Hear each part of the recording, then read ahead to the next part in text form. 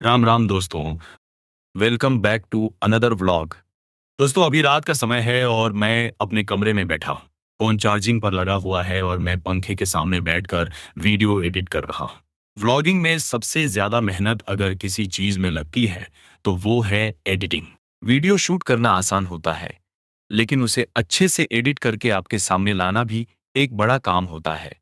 तभी थोड़ी देर बाद मेरे ट्रैक्टर का ड्राइवर आ जाता है। ट्रैक्टर में पहले से दूसरा हल बंधा हुआ था, इसलिए सबसे पहले उसे खुलवाते हैं। उसके बाद ट्रॉली बंधवाई जाती है। गांव में खेती का काम हो या कोई सामान ढोना हो, ट्रैक्टर हर काम का साथी होता है।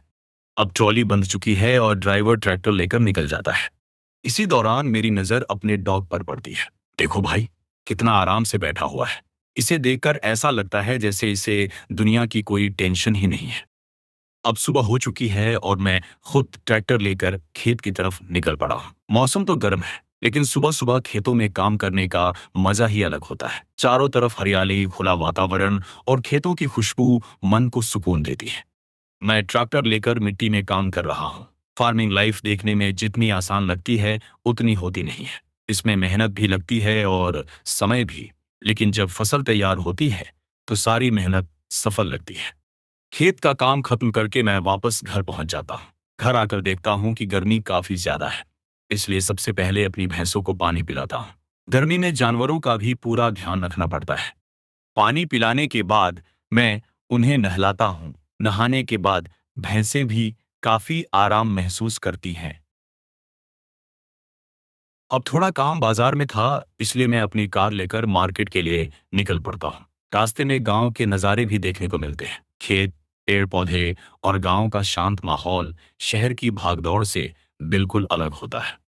मार्केट पहुंचकर अपना जरूरी काम पूरा करता हूँ। थोड़ा समय लगता है, लेकिन काम निपट जाता है और फिर मैं वापस गांव की तरफ निकल पड़ता हूँ।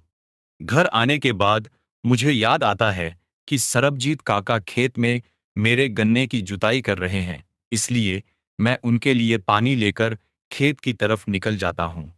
खेत पहुंचकर उन्हें पानी देता हूँ और फिर उनसे थोड़ी बातचीत भी होती है। खेती की बातें, फसल की बातें और गांव की बातें सुनने में हमेशा अच्छा लगता है। अनुभव वाले लोगों से बहुत कुछ सीखने को भी मिलता है।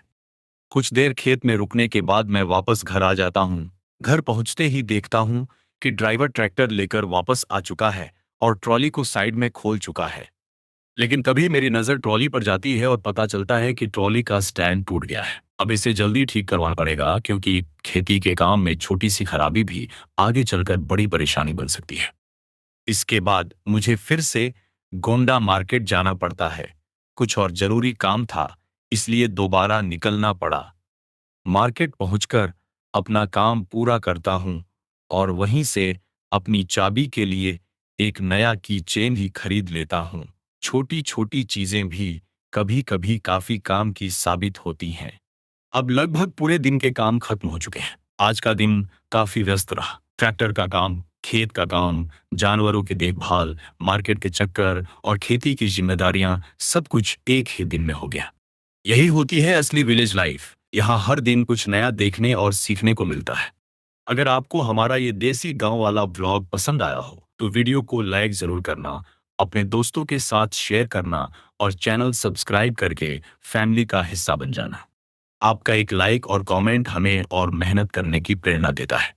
चलिए दोस्तों, अब मिलते हैं अगले ब्लॉग में एक नई कहानी और नए दिन के साथ।